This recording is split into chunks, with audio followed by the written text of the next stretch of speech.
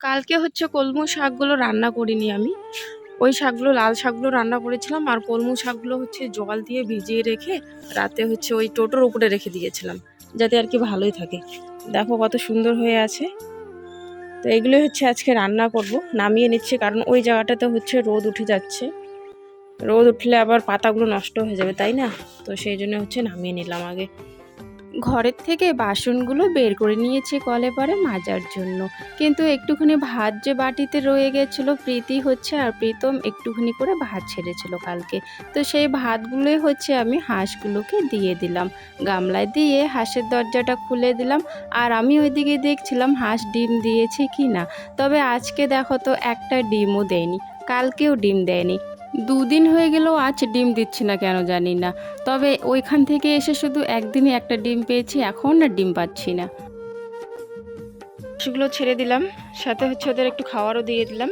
খেয়ে এখন বেরিয়ে পড়বে ওরা। আর আমি উঠোনটা কিন্তু ঝাড় দিয়ে দিয়েছি সকালবেলা। উঠোনটা ঝাড় দেওয়া হয়ে গেছে, তবে বাসন মাজা হয়নি, কলে পরে এখনও বাসন আছে, বাসনগুলো এখন মাজবো। তার আগে হচ্ছে এদেরকে আমি ছেড়ে দিলাম। তো শুভ সকাল আমার প্রিয় বন্ধুরা, সবাই কেমন আছো? আশা করছি সবাই ভালো আছো, সুস্থ আছো। আমি কোচবিহার জেলার ছোট্ট একটা গ্রাম থেকে কৃষ্ণা। আমার ব্লগ চ্যানেলে তোমাদেরকে অনেক অনেক স্বাগত আর আমার অনেক অনেক ভালোবাসা। সকাল থেকে হচ্ছে ব্লগটা আমি শুরু করলাম, আর এখন বাজে হচ্ছে 7টা 19। আর 7টা 19-এ হচ্ছে প্রীতম প্রাইভেট চলে গেছে। আজকে একটু তাড়াতাড়ি ওকে প্রাইভেটে ডাকছিল, কারণ বুঝতে পারছো অনেক দিন আমরা ঘোরাফেরা করেছি, তো ওই কয়েকদিন যে বাদ গেছে না টিউশনটা, ওটা নাকি পড়াবে, অন্য জায়গায় পড়াবে সকালবেলা করে আর কি। তো সেই কারণে ওকে সকালবেলা আমি তুলে দিয়েছি। সকাল সকাল পাশের বাড়িতে গেছে পড়তে। আর প্রীতি এদিকে কী করছে, ওর নাকি খিদে পেয়ে গেছে, এরও আবার ম্যাডাম আসবে 8টার দিকে। খিদে পেয়ে গেছে, তাই একটু লাল চা বানাবে বলে মানে জল সব এখানে রেডি করেছে ও। তো যাই হোক, একটু লাল চা বানিয়ে দিই, তারপরে আবার ওরও ম্যাডাম চলে আসবে, আর তারপরে হচ্ছে বাসনগুলো মাজবো। যেদিন করে হচ্ছে প্রীতির সকালবেলা করে প্রাইভেট থাকে না, তাড়াতাড়ি ওঠে আর তাড়াতাড়িও জানি ওর খিদেটা পেয়ে যায়। মানে সকালে উঠে প্রাইভেটের আগে হচ্ছে ওকে কিছু খেতে দিতে হবে আর কি। তো খাবার তো সবসময় ঘরে রেডি থাকে না, রেডি করে নিতে হয়, তাই না? তো সেই কারণে হচ্ছে ওই যে একটু লাল চা বানিয়ে দিলাম। আর ওই যে জয়পুর থেকে আসার সময় হচ্ছে ওই ওই ভুজিয়া, ওই বিস্কিট কয়েকটা দিয়েছিল তো প্যাকেট, তো সেই প্যাকেটগুলো আছে, তো সেই দিয়ে হচ্ছে খেয়ে নেবে লাল চা। যাই হোক, ওইদিকে বাসনগুলো কিন্তু এখনও কলে পরে রয়ে আছে। তবে আগে হচ্ছে আমি শাকগুলো দেখলাম যে ব্রেঞ্চের মধ্যে শাকগুলো যে আমি রেখেছিলাম, তো সেই শাকগুলোই হচ্ছে আমি এখন বেছে নিচ্ছি।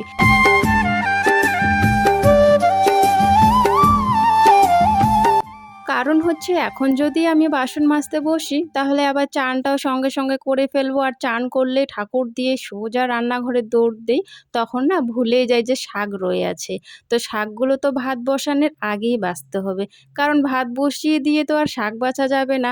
শাক তো ভালো করে দেখতে হয়, বাছতে হয়, ধুতে হয়, অনেকটাই কিন্তু সময় লাগে। তো সেই কারণে ভাত বসানোর আগেই হচ্ছে আমি শাকের ব্যবস্থাগুলো আগে করে নিচ্ছি, যাতে ভুলে না যাই আর কি। ভাত বসিয়ে দিয়ে শাকগুলো যদি দেখি, তাহলে আবার তাড়াহুড়ো লেগে পড়বে, তাহলে আবার ভাত হয়ে যাবে, ওইদিকে উনুন বন্ধ হয়ে যাবে, তারপর হচ্ছে আমাকে শাকগুলো বাছতে হবে। তো সেই কারণে এরকম করলাম। আসার পর থেকে কিন্তু এক এক করে কিন্তু কাজগুলো আমি গুছিয়ে নিচ্ছি। এখন দেখি টেবিলটাও অনেকটাই নোংরা হয়ে পড়ে আছে, টেবিলটা আর ভালো করে মোছার সময় পাচ্ছিলাম না। তবে আজকে হচ্ছে সমস্ত জিনিস টেবিলে নামিয়ে নিয়েছি। এখন টেবিলটা হচ্ছে ভিজা কাপড় দিয়ে ভালো করে মুছে নিলাম। আর জানো তো, কাপড়টা আমি 2-3 বার করে ধুয়ে আনছিলাম আর ভালো করে মানে পরিষ্কার করছিলাম টেবিলটা, যেহেতু অনেক দিন ধরে পরিষ্কার করা নেই, তো সেই জন্য আর কি। আর হচ্ছে একটা প্লাস্টিকের কভার একটা কিনতেই হবে।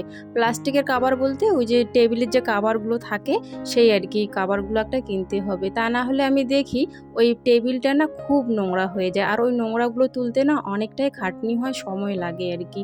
তো যাই হোক, সেই জন্যে ভাবছি না, এখন একটা হচ্ছে ওই টেবিলের একটা কভার নিয়েই নেব। টেবিলের কভারটা না হলে না নোংরা হয়ে যাচ্ছে বেশি পরিমাণে।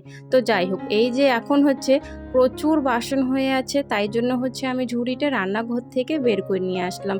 একবারই আর কি ধুয়ে একেবারে ঝুড়িতে রাখবো, আর সাথে সাথে হচ্ছে ঝুড়িটা নিয়ে গিয়ে রান্নাঘরে রেখে দেবো, তাহলে একটু সময়টা বাঁচবে, তাই না? দেখো আমার কথা বলতে বলতে বাসনগুলো কিন্তু মাজা আমার হয়ে গেছে, এক ঝুড়ি বাসন হয়েছে আজকে, তো সেই কারণে ঝুড়িটা বের করা। এদিকে আবার চান করে রান্নাঘরেও চলে আসলাম রান্না বসানোর জন্য। খিদে তো পেয়ে যাচ্ছে, বেলা আবার এদিকে হয়ে আছে, বেলা তো আর কারোর জন্য দাঁড়িয়ে থাকবে না, সময়ের মতো সময় কিন্তু এগোতেই থাকবে। তো আমাদেরকে কিন্তু থেমে থাকলে হবে না, কারণ আমরা যদি একটুকু থেমে থাকি সময় তো চলতেই থাকবে, টাইম এদিক দিয়ে হয়ে থাকে, পরে আবার মানে কাজের গন্ডগোল লেগে যায়, খিদে পেয়ে যায়, অনেক সমস্যা হয়ে যায়। সেই জন্য চেষ্টা করি সময়ের সাথে সাথে দৌড়ানোর। তো কড়াইয়ের মধ্যে হচ্ছে একটু তেল দিয়ে রসুন দিয়ে দিলাম, আর হচ্ছে তোমার 2-3টে লঙ্কা ফাটিয়ে দিলাম। তারপর হচ্ছে কিন্তু শাকগুলো দিয়ে দেব।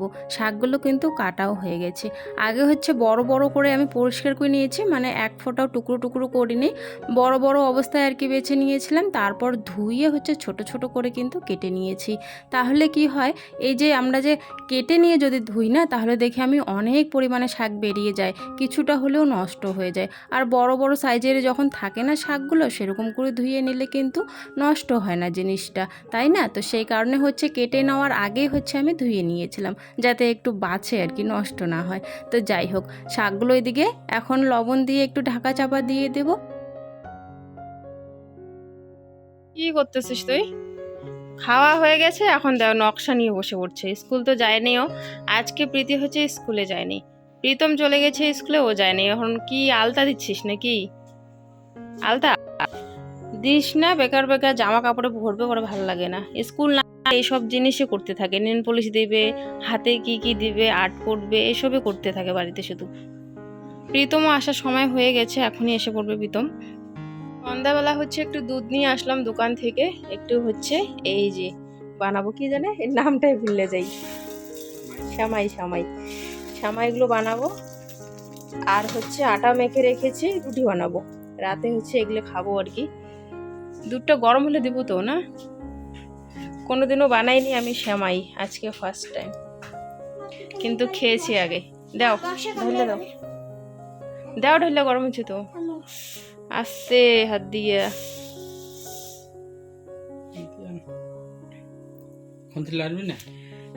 লাগতে লাগবে, খুন্তি চামচ দিলে হবে না, চামচ দিয়ে না। কি মশা মশা কামড়ায়, এই রাম লাগিয়ে যেতেছে।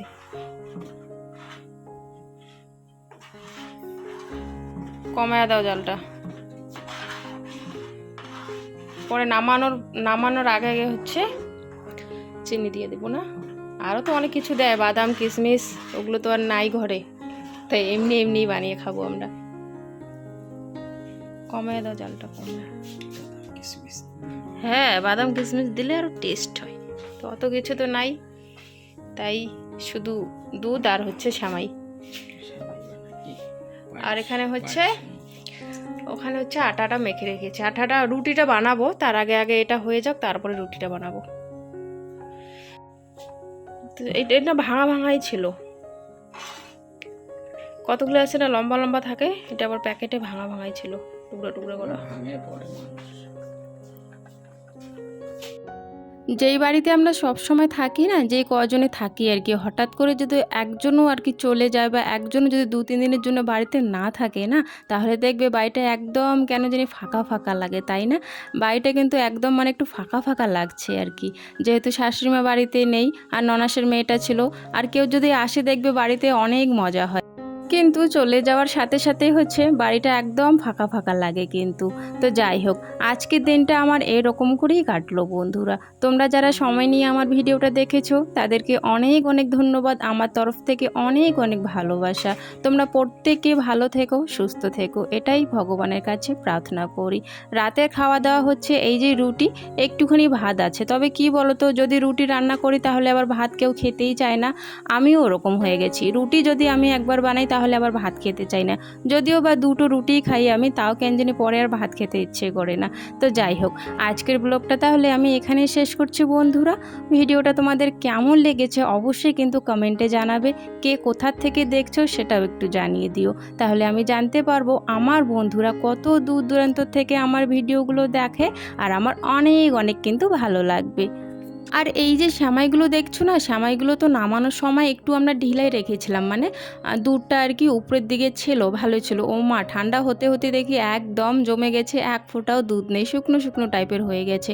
ওটাই প্রীতমের বাবাকে বলছিলাম, একদম দেখো তো শুকিয়ে গেছে, একটু যদি দুধগুলো থাকতো তাহলে দুধগুলো মানে ঝোলঝোল টাইপের থাকতো, ভালো লাগতো বেশ। তবে কি করা যাবে, একদম জমিয়ে শুকনো হয়ে গেছে।